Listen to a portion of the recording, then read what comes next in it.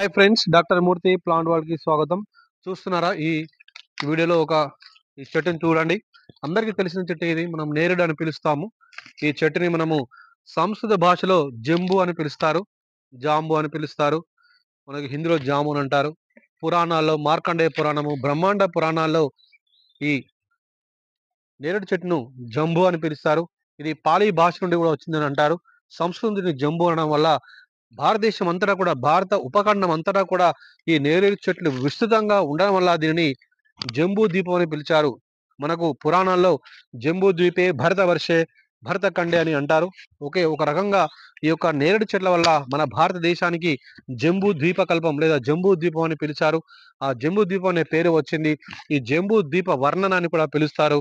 ఈ అంతేకాకుండా బౌద్ధ మరియు జైన మత గ్రంథాల్లో కూడా ఈ యొక్క నేరేడు యొక్క వర్ణన ఉంది. మధ్యమ నికాయ అనేటువంటి బౌద్ధ మత గ్రంథంలో కూడా దీని పేరు ఉంది. ఈ యొక్క విత్తనాలు చాలా ఈ సాంస్కృతిక పరంగా కూడా మనకు ఎంతో ఉపయోగపడతాయి. ఈ ఆకులను మనకు వివాహ సందర్భాల్లో పండాలుగా వేస్తారు, పందిళ్లు వేస్తారు. సాంస్కృతికంగా కూడా చాలా మంచి ఈ రూట్స్ ఉన్నాయి. మన సనాతన ధర్మంలో, భారతీయ సంస్కృతిలో ఉన్నాయి. నేరేడు పళ్ళను మనం డైరెక్ట్గా వాడతాము.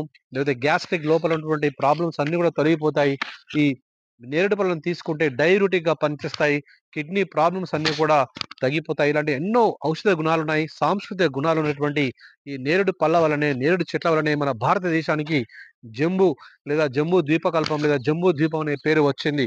పురాణాల్లో దీన్ని ఎక్కువగా చెప్పడం జరిగింది. అశోకుడు కూడా తన శాసనాల్లో జంబూ ద్వీప వర్ణన చేశాడు. Thank you.